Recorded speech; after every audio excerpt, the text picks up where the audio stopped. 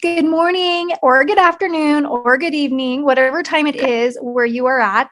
Welcome. You are listening to the VBAC Link podcast. This is Megan, and we have our friend Lauren today. And you guys, she is currently in Vietnam, and it is 4 a.m., 4:10 now a.m., where she's recording. I cannot believe that she is up and ready to record an episode, but we are so grateful for her for being with us today. And she has a lot of great things in her story, a lot of things that sometimes we don't even talk about or even know of. Like there's a certain thing in her story that I didn't even ever hear the word until I saw it on her story. So I can't wait to dive into her story and have her tell more about all the things about her story. Of course, we have a review of the week, so I will read that and then we'll dive right in. This is from Sarah Albinger, maybe. And she says, 1 month ago, I had a successful VBAC induction just 18 months after cesarean section. I almost called to schedule a repeat on my due date because I was so scared. Then I found your podcast and listened to it for 2 days straight.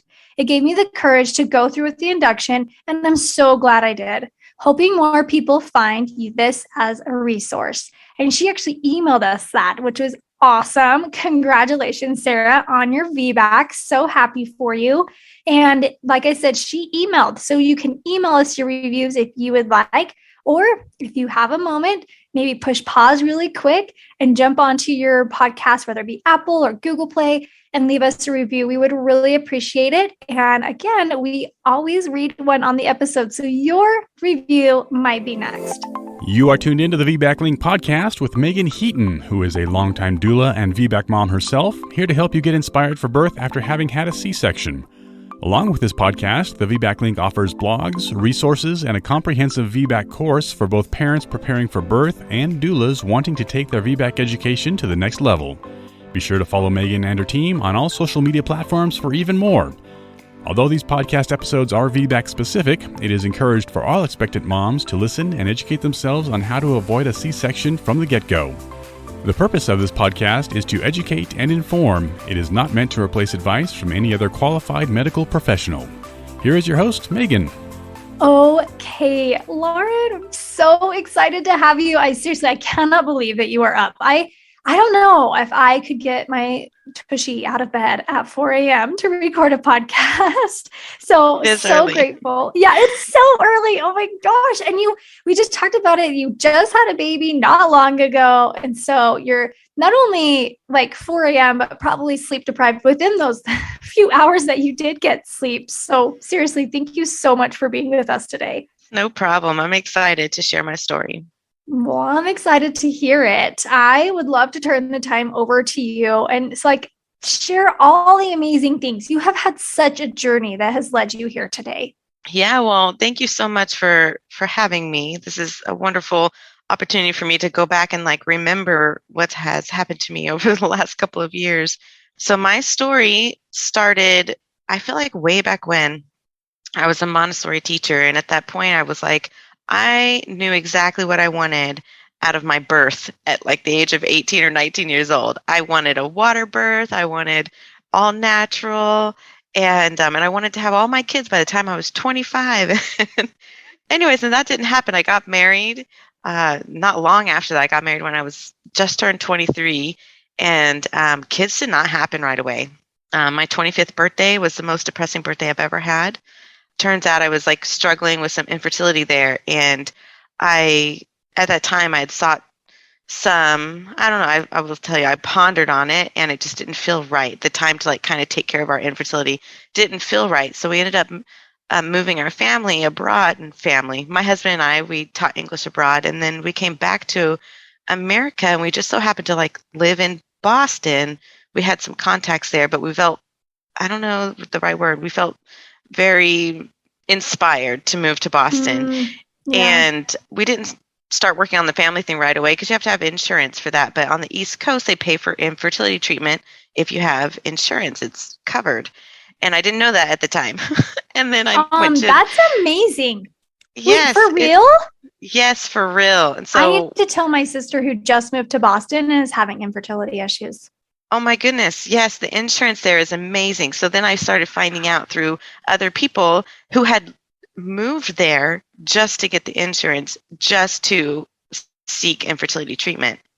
Wow. So, Cool. yeah, it was amazing. Exactly. And I feel like the right people were put in our path at the right time, and they shared the doctor. So then I was like, okay, let me go to your doctor. Like, okay. So then pieces started to fall into place to figure out, like, what the heck is wrong with me? It's been, I think had been 13 years at that point in time of us, not stopping us from having children. Everything it is the way it is.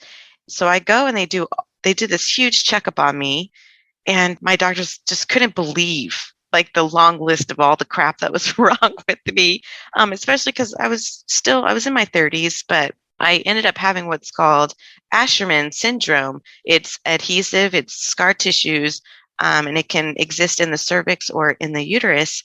And mine was everywhere. I was 100% scarred over through my cervix and my uterus, and it took multiple surgeries to try to kind of remove it. It's they're called hysteroscopies. And here's the miracle here is that Asherman syndrome, it's not well known. It's still like, oh, hush, hush. A lot of women hear the word adhesive, and that's exactly what it is. It's the scar tissue that's in the uterus, and it usually happens after D&C, or if you've had a miscarriage. There's a percentage of women who scar over, and there are specific doctors out there that will take care of it. And one is in Boston, and the other one was in California. So I got to see that very specialized doctor, and that was just a huge miracle.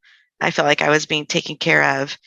So we went there, and my scar tissue, it was just so severe. I'm pretty sure I still have it. It's something that doesn't really go away, but it was blocking my tubes. And so we had diminished ovarian reserve. And so my eggs were like, I was a 44-year-old woman. So here I am, I think I was like 32 at this time. And going through all this, I'm like, my eggs are old. I'm old. And then they did a biopsy of my uterus, and it showed that it was inactive, and it was menopausal. That's what they told me. It was menopausal. So I was like, so I've gone through menopause, and here I am. And it turns out that if you don't have a period for over a year, you're considered in menopause. And I didn't realize that because I hadn't had one in like 7 years at this point. Wow. I didn't even know that either. I mean, I didn't have a period, but I had an IUD. So it's different. That's a little different, right? Mm-hmm. Yeah. Like I didn't know that. Yeah, I had no idea. I was learning so much so quickly, and it was a lot of emotions. I cried and cried because I felt like my journey of having children was completely over. I had a very slim chance of having a baby, and so I was like, okay, we're doing this. I'm jumping head in. And so I jumped, and IVF, I had only one good embryo out of my first round, and it ended up in a miscarriage. It was non-viable, and it ended up that it had like something wrong with the chromosomes in it. They like did some testing, but this is where my journey, I feel like, oh, I had this journey. Okay, here it comes now. So I was only, with IVF, they watch you. And so it was like after my 2-week wait, I had a positive test. Okay. Then they watch it grow. Mine wasn't growing. So then I had my ultrasound, and they're like, oh, this is not right. There's no heartbeat. Like, this doesn't even look right. Whatever. I'm bawling my eyes out, because it's really hard. And they waited an extra week. So I was 7 weeks when I went in for my D&E. And the doctor they told him he was going to, because of my Asherman's, that it was going to cause a huge, big problem. So he kind of goes in, he like scoops it out. That's the way I like to think of it. He just scoops it out and he's done. And lo and behold, my HCG levels were still remaining the same, if not going up. And I was still feeling very sick. And so it was like 2 or 3 days later, I'm like, something's really wrong. Something's really wrong. So I went back and they drew my blood, and come to find like my levels are still going up. And I'm like, something's wrong. So I went back to my Asherman syndrome doctor, and they did an ultrasound, and then they did an in-office, I was wide awake, hysteroscopy. and they took little scissors and they tried to like go in and take out what they could see. What? It's like giving me the chills right now thinking about going through that. It was so painful. And my goodness. It was so bad. And I'm just bawling my eyes out on this table. And they're like, this is too much. And I was like, yeah, this is too much. And so I was scheduled for surgery the next day. And that's when I was told about my accreta, that that teeny tiny little sac had grown into my lining. And my Asherman syndrome is now it's worse than the first time I went, which is saying something. And so I had a few more surgeries after that one, just to kind of clean it up. And so it took a long time and a lot of hormone therapy, like a ton of estrogen, to try to get my uterus back up and running. They call it jump starting because I was still not having periods. They were like forcing them through medication. And so it was this crazy time in my life. And anyway, so second round of IVF was like maybe 6 to 9 months later. And again, I only had one little embryo, and that turned out to be my son. At the time, we didn't know the sex of our child until he was born. So it was a really fun surprise. And I was so excited when, first you're really hesitant because you're like, oh my goodness, is this going to stick? What's going to happen? And he stuck and he continued to grow. His percentiles in growth every ultrasound, they were still like 13%, 15%. So I had a small baby, and it always worried me. And then we got flagged for genetic testing. We got flagged and we got called, and it was like, you got to come in right now. We have to do this ultrasound. And I'm like, I remember just the worry that comes over your face, like, oh my gosh. And you just start immediately like breaking down and crying. And we drove straight to the hospital it was a 2-hour long ultrasound of just laying on the table. And they don't talk to you, by the way, in this clinic. They're just like, they look. And then at the very end, they might say something, or you have to go to your doctor and your doctor will tell you, but the ultrasound tech does not say anything to you. So it's just nerve-wracking. And we ended up seeing a genetic counselor right after, who then gave us the results of, oh, it's not anything. You're fine. You had a little bit of leakage that could have caused this, and it's not Down syndrome, but you're okay. And I was like, whew. So other than that, my pregnancy was pretty normal. We got a doula right away. Super grateful for her. And then my baby just wouldn't turn. He wanted to be feet down. I don't know how to explain. He just wanted to be breech. And so, we were doing our birthing classes, and I just remember the doula who was doing them. She was like, well, you're at, I don't know, I was probably at like 30 weeks. She was like, oh, he should really be head down. And I'm like, really? At this point, he should really be? She was like, yeah, you really need to get on it, Lauren. I was like, okay, I need to get on this. So at that point, I was like, okay. So my doula and I worked on spinning babies. I spent so much time upside down every day. I feel like I was on an ironing board. I was doing all these things for spinning babies. You buy the stuff, all the stuff. I bought it. It wasn't working. So then someone's like, okay, you should go to the acupuncturist and do this epoxy, So I'm like, okay. So then I'm burning this thing on the outside of my pinky toe on my right foot for 20 minutes. Bladder 6. Yeah.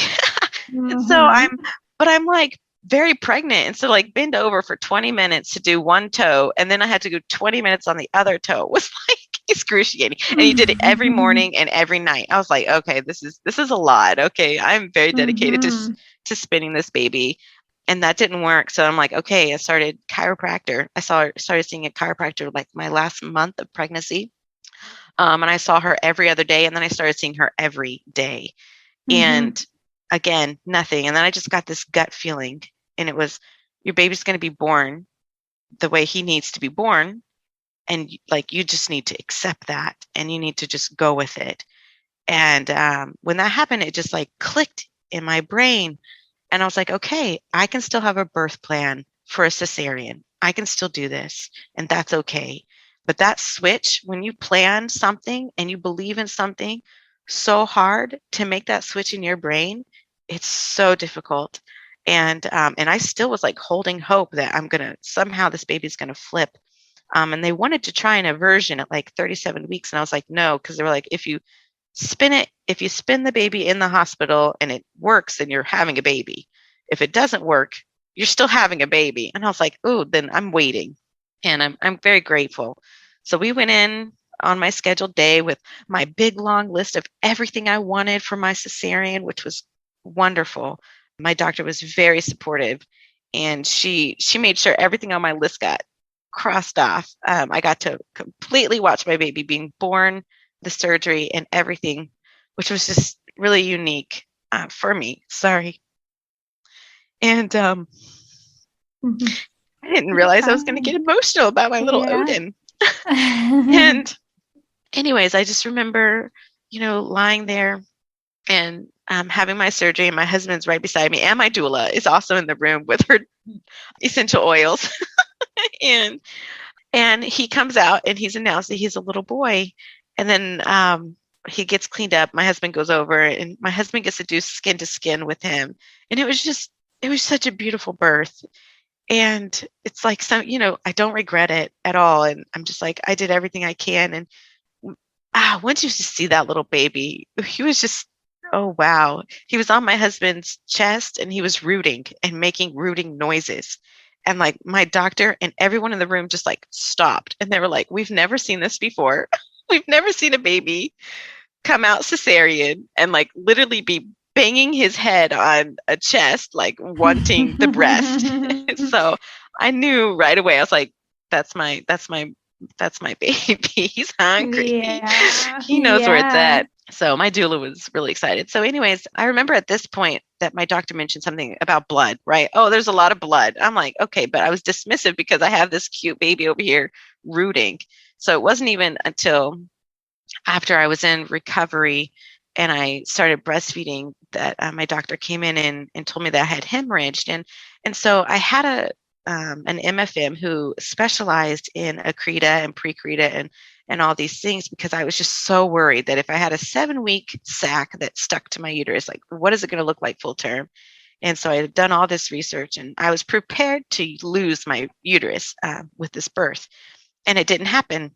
And I just felt so blessed. I felt so blessed that I got to keep it, and that my child was born at full term. And I just remember, I can't wait for baby number 2. Anyways, but I enjoyed this birth so much, and him so much, and just the hemorrhage just got added to my list, and I'd forgotten about it until baby number 2. But then it starts adding on, right? Okay, miscarriage, baby number 1, now baby number 2 comes, and I really wanted my VBAC. And so I don't necessarily, my pregnancy with baby number 2, I had accepted a job that paid for my insurance, and I was going to go back to my doctors, but I ended up getting pregnant before. I mentioned before that I stopped having periods like sometime in my 20s and had gone through menopause. I had gotten the COVID vaccine and gotten both shots. And after my second shot, 17 days later, I started the first period I had had in like years and years and years and years and years and years. And I was so shocked, and I had no idea what was happening to my body. And I was like, this can't be happening. This is so weird and so foreign to me. And I remember just calling my doctor, like, what is going on? And she was like, you're not the only woman to report this. It's okay. Just go with it. Track it. Let's see if we can, have a natural pregnancy. Like, let's see if you can get pregnant naturally. And I'm like, wow, this is insane. So 3rd month, I was pregnant. And I just couldn't believe it, because I'm like, but my eggs are still crap. Yeah, like my eggs are crap. Like everything is crap, right? She's like, Lauren, we're just going to go with it. I'm like, okay, just going with it. So yeah, 3rd month, boom. And I was pregnant, and yeah, wow. But it started off, I'm sure. but you just don't believe it, like after you've been through everything, you don't believe it. And so I just couldn't believe it. And I started having a lot of pain. And this is where like things get really, I was like, I'm going to lose this baby. I just had this gut feeling like something is really wrong. So I ended up going to the emergency room like the day I took a pregnancy test. I was like, I was like, it better not be ectopic. I need to make sure that this is in the right place. There's something going on. They're like, you're not pregnant. That's what they told me. I was like, okay, this little dinky hospital. They did a urine test, and they told me I wasn't pregnant. And I literally had to tell them, like, listen, I've been through infertility treatment, and I know that you could do a blood test to tell me if I'm pregnant or not. Like, let's come on. And so then they do a blood test. But in the meantime, it's like an hour. And I'm a mess. I am like crying. I am just like an emotional, crazy mess. And they come back and they're like, oh, yeah, your levels are like 100. So most likely you're going to lose this baby. It's very early. And so they've already like put this on me. And so then they gave me a doctor because I'm new to this facility. It's because I had moved from Boston to Connecticut to work and to buy a house during the pandemic. And so I'm in like little Podunk doctors. There's nothing wrong with Podunk doctors. Sorry. But it's just different when you go from like downtown Boston to like top notch to like country. Okay. So we were there and he kept telling me my levels weren't rising and they weren't doubling. They're supposed to double and they weren't. And baby wasn't growing and nothing was happening for 2 weeks. And so they did an ultrasound, no heartbeat, nothing. There was something there, but they're like, Lauren, we'll give you another week before we do something. And I'm just a mess. I'm just a complete mess. And they drew my blood again and my progesterone levels were decent, but my pregnancy hormone was just not growing. And so a week or 2 weeks went by, can't remember, and I had a heartbeat. And I just remember feeling so relieved. And then I just looked at that doctor and I was like, I'm never going to see you again. Like, I'm so sorry, but I'm never going to see you again. I'm going to go to the best of the best. And so I jumped right back to my MFM up in Boston. And the first thing out of my mouth was, okay, I'm pregnant. Will you support me with the VBAC? And she said, yes. She was like, yes, 100%. And this was the kicker. She was like, but Lauren, what you have to know is that because of all your issues, we are aiming for a vaginal birth. You know, you can't sit there and go, I want it to be unmedicated. I want to she's like, what we're aiming for is a vaginal birth. And I was like, okay. And then I go home and I'm like, I want an unmedicated birth. I'm like, I don't care. Joke's on you, doc. I'm going to do that anyway. Yes, exactly. So, my pregnancy is progressing, baby's head down the whole entire time. I'm like super excited.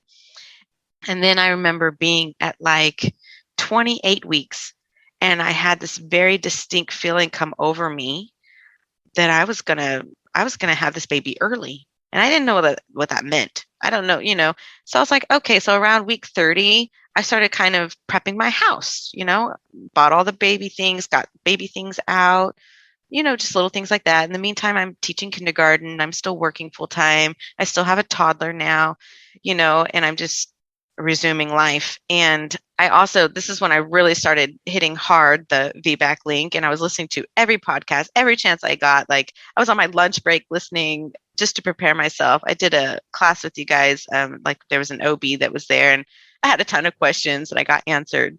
So that was really wonderful. And I just really appreciate this podcast being there. And I feel like that's what I really want to share because it was just so helpful, but no one had anything like what I had gone through. And I'm like, I need something.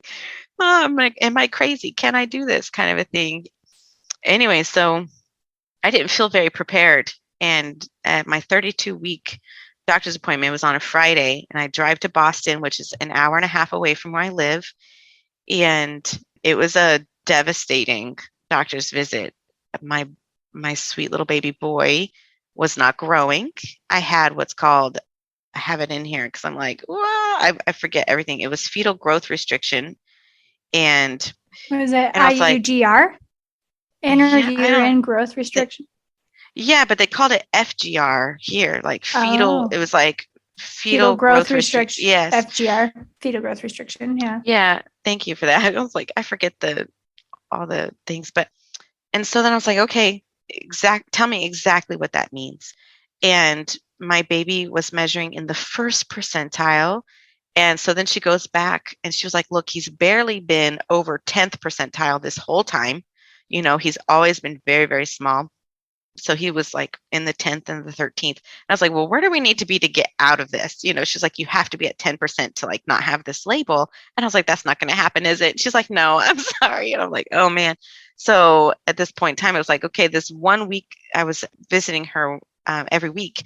And so now I had her visit, plus I had a blood draw, plus I had an ultrasound. So now I was moving up to 3 visits a week, and I was having to drive an hour and a half. I'm like, this is not going to be sustainable. I can't work full time and do this. And I had made all my appointments for that next week.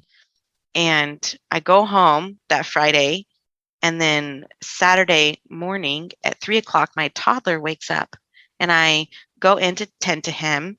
And a big thing about FGR was I had to count my movements, because I wasn't feeling my baby move, because he was so small that there was times that I didn't feel pregnant. And I was like, this is really weird.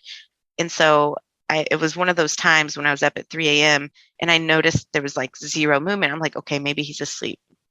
So I spend time with my toddler, put him back to bed, go back to my room, and I'm starting to feel him move. And so then I start kick counting.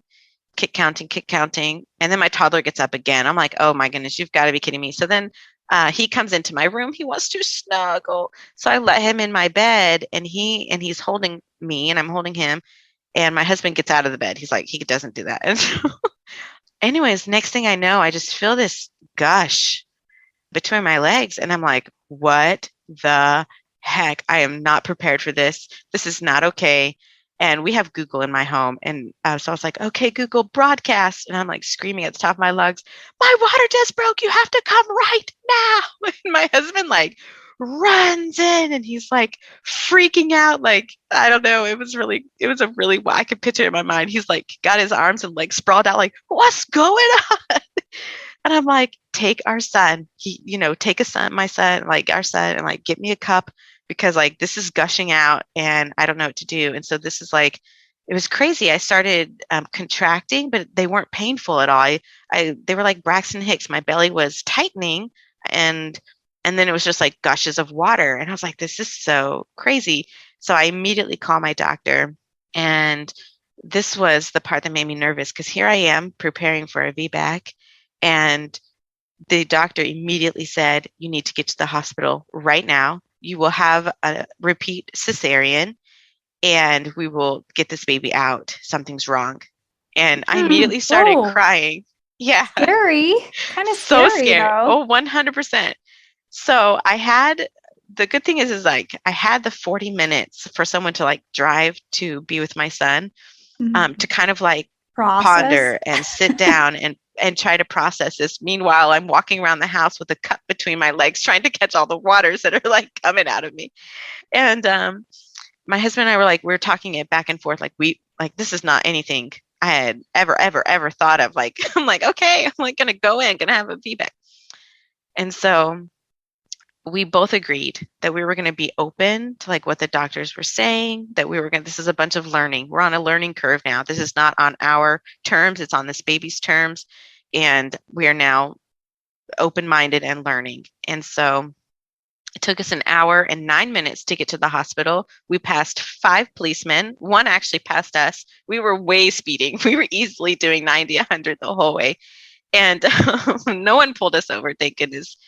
And it turned out to not be that much of an emergency. We got there, and the first thing that they did was they took me back to confirm that I had broken my water. I was like, you guys can't see this stuff gushing out of me? Like, is this not water? They're like, well, it could be urine. And I was like, no. Like, I know what urine is. This is not urine. And they were laughing, because I was like, this is not pee, or else I've been continually peeing on myself for now 2.5 hours.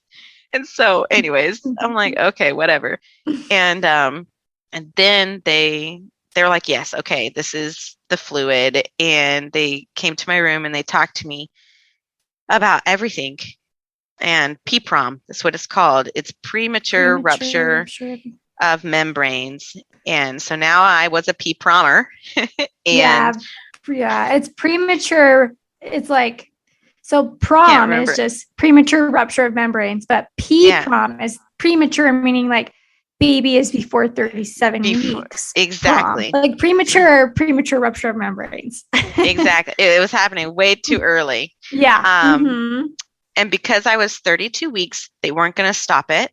So I did not receive any like magnesium or anything like that to stop it, which I was kind of grateful for, because after I read, and I was like, oh, I don't want that in my body. It burns like fire. but they did start me on penicillin and steroids and all these things because they wanted the steroids were for the baby's lungs, and the penicillin was because the risk of infection goes significantly higher when you have PPROMed, when you've PROMed early, because now I'm just sitting there with open stuff and it's just very easy to get an infection. So they refused to check me. They would never, which is nice, they would not check my cervix to see how dilated I was or anything like that. But I do remember at the very beginning, she kind of guesstimated that I was about a 1, so it's nothing. It was nothing. And so I sat there. They were like, you're being admitted to the hospital. You'll be here till you have your baby. Since you're 32 weeks, we'll induce you. If you get to 34 weeks, you'll be induced and you'll have your baby. And then the reality was they go through my chart, and this is where my past will kick me in the butt. They were like, okay, you have a chance of accreta. You have hemorrhaged with your previous cesarean. Like, you have to put in your mind that most likely you're going to have another cesarean. And I was like, no, I'm not. This whole entire time, I was like, no, I'm not. I was like, no, I'm not. I'm having a VBAC, and that's it. Like, I don't. And then I kept telling every doctor that came into my room, I was like, listen, I'm having a VBAC. I was like, I'm having a VBAC. It's happening. So I don't even want to discuss another cesarean unless it really gets to that point. I don't want to discuss it. And I was like, I want to discuss how I can have this baby vaginally. That's what I want. And they were very supportive. I'm just so grateful. And they were just like, yeah, okay, this is awesome. Like, this woman has like opinions. And so every new resident, I was at Brigham and Women's Hospital. Sorry, I don't know if I'm allowed to say that. And it's a learning. You can totally share. Okay. Totally share. Okay, so it's a learning hospital. So you have a lot of residents and interns. I don't know exactly what you call them all. So I had like every morning there was like 10 doctors that would like visit my room a few times a day. It was like a lot of doctors. And anyways, so Wednesday comes, and before that they were like, okay, listen, you're either going to have this baby within 48 hours or it's going to be a week or two.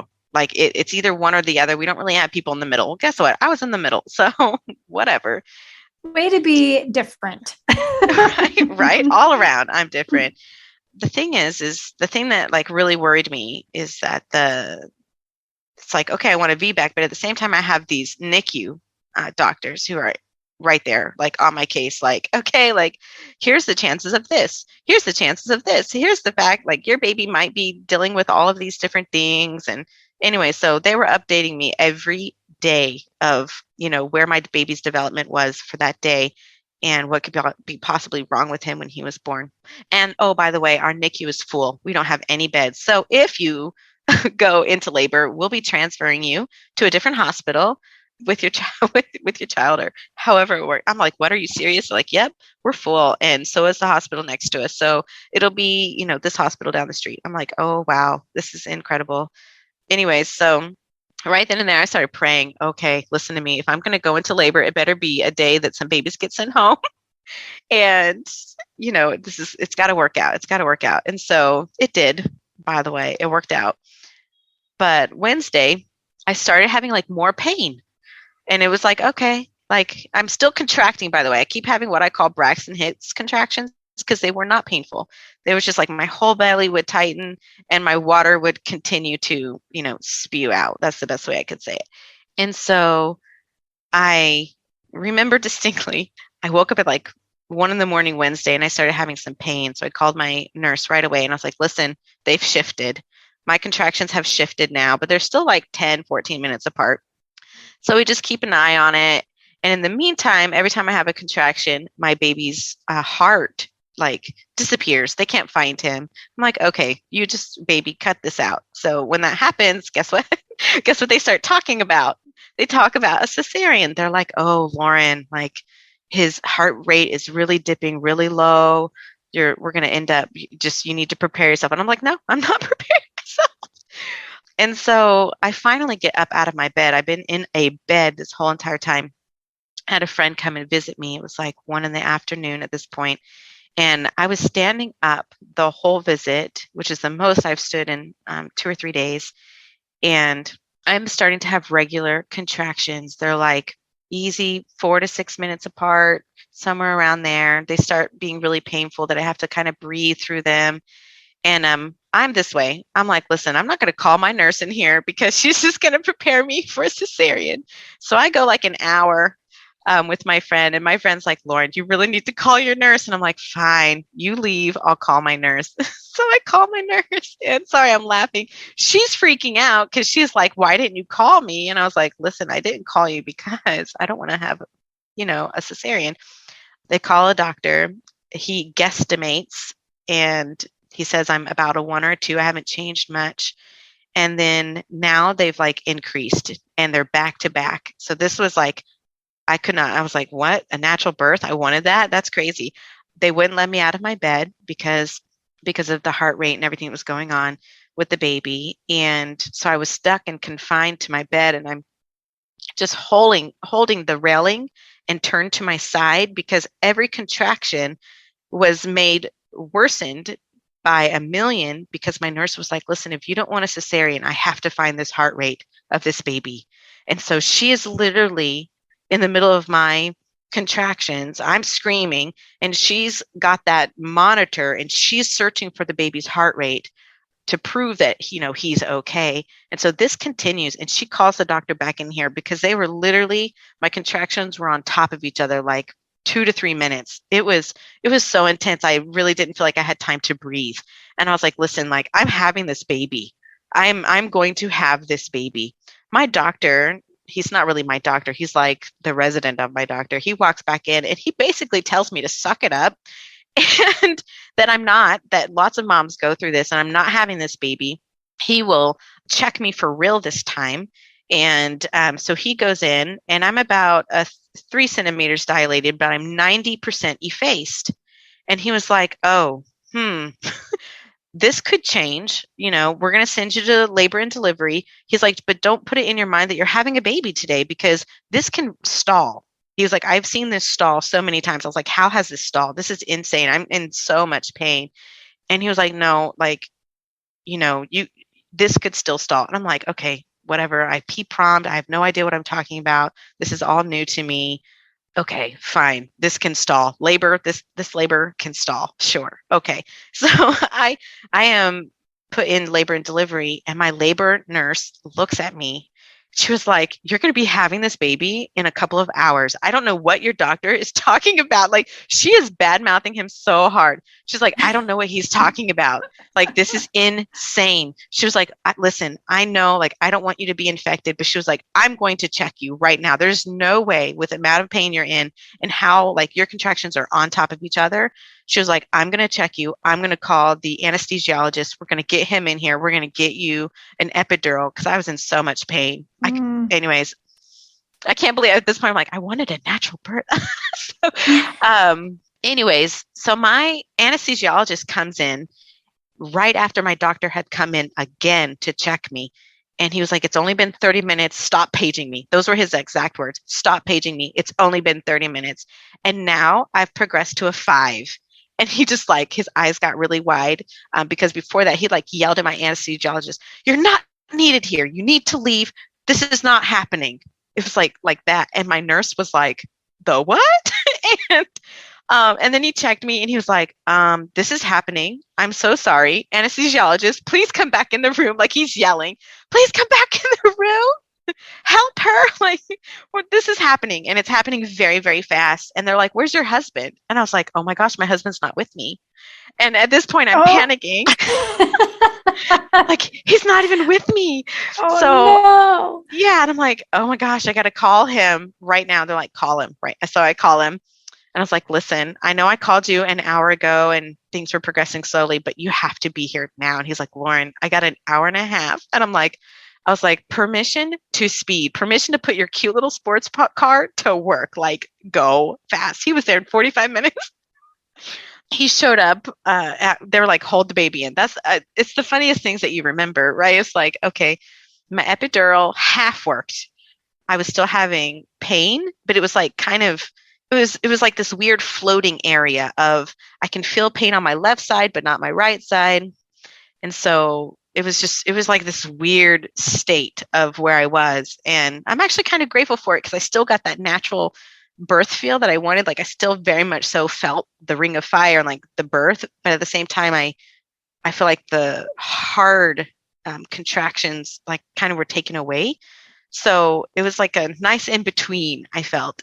But as soon as my husband got there, my labor nurse was like, listen, Lauren, I just need to tell you that because of your long list, here it comes again, because of this really long list, you might end up with a cesarean. I want you to know that they're preparing for it. And I was like, at this time now, I'm uncontrollably crying because this is not what I wanted. And she was like, and I need to also tell you something else. Like what? She's like, there's going to be probably 12 to 15 people in this room as you give birth.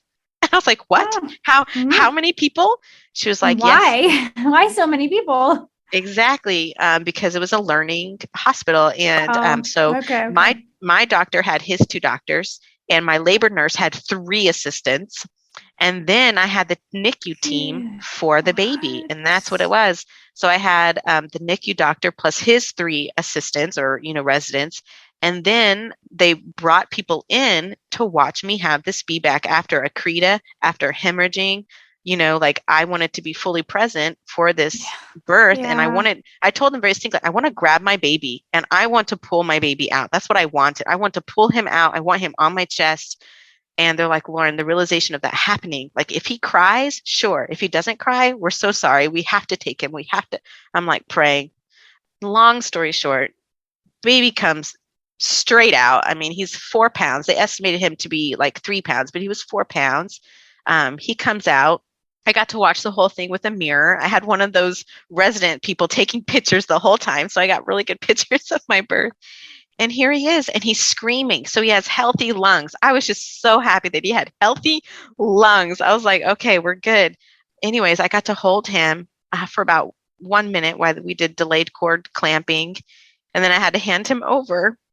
And then I didn't get to see him again for hours and hours, which was really hard. But I had done it. And I had my VBAC, and it was successful. And I'm just so grateful through my whole entire story that had gone the way I really wanted it to go. And I feel like I was prepared for so many things. Like right after he was born, they were like, okay, placenta is not stuck, Lauren. There's no accreta. Check. Lauren, you're not hemorrhaging. Check. Now we just have to stitch you up, and I just remember him taking way too long to stitch me up. But I just remember what I've always wanted. Like I was able to jump out of my bed, like the epidural got turned off and I was able to get up and like start walking within an hour and a half.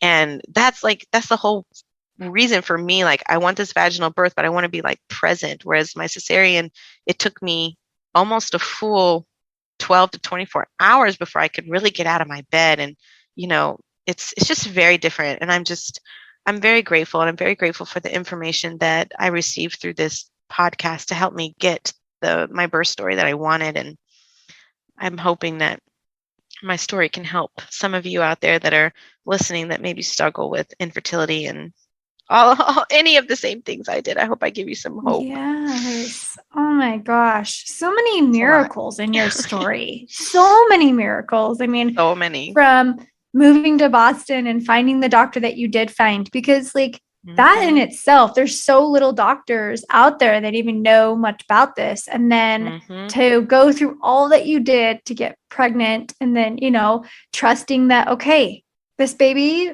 is just wanting to be this way. And this is the journey. And, and then again, like not getting pregnant and then what a crazy thing that like all of a sudden you're pregnant after months and years, so. And I feel like they did a pathology. They did testing on my placenta to see why this all happened, why I PPROM'd. And it was because, I don't even know what they're called, but like the placenta has like the phalanges or whatever, that like attached to the uterus or whatever. And it like pumps the vitamins and nutrients in. Mine were scarred over and adhesive, like they had adhesives and they were swollen. but he wasn't getting the proper nutrition that he needed, which is why he came early. And I can't help but think, oh, maybe that's my Asherman's. They tell me it's because of COVID, because I had COVID. Well, that's another question I was going to say is, have you had COVID? Because from what I've heard, both like even the vaccine, which is kind of interesting how yours is linked to opposite, like starting your period, like, they're saying that COVID vaccines are related to changing cycles and things like that. But sometimes they're like, if they get the vaccine and then they go into premature labor. But we've been seeing a lot of people get COVID and then kind of like their placentas are just like, hey, I'm done. And they send the message to the body that they need to have a baby. So I'd be curious, like maybe it's a little bit of all of it. I don't know, man, this COVID stuff's all a mystery. It's all a very fascinating thing. But, well, I'll tell you, the NICUs were definitely full, and the doctors are definitely telling people that it's because of COVID that so many of these women are having early premature birth. So interesting. How long after did you have COVID? Or sorry, how long before did you have COVID? So I had COVID at Christmas, and I PPROM'd in late February. Okay. He was born February 23rd. Yeah, so it was like a couple of months. A month and a half-ish, yeah. Yeah. Yep. Interesting. So interesting. Well, I am so grateful for you for getting up at not even dawn, for getting up in the middle of the night to share your beautiful stories with us. And we are so happy for you and grateful for you. And I will promise you this, you are going to touch someone out there. I know you will. Thanks. I really appreciate that. And again, thank you so much for having me. Interested in sharing your VBAC story on the podcast? Submit your story at thevbaclink.com/share. For information on all things VBAC, including online and in-person VBAC classes, the VBAC blog, and Julie and Megan's bios, head over to thevbaclink.com. Congratulations on starting your journey of learning and discovery with the VBAC Link.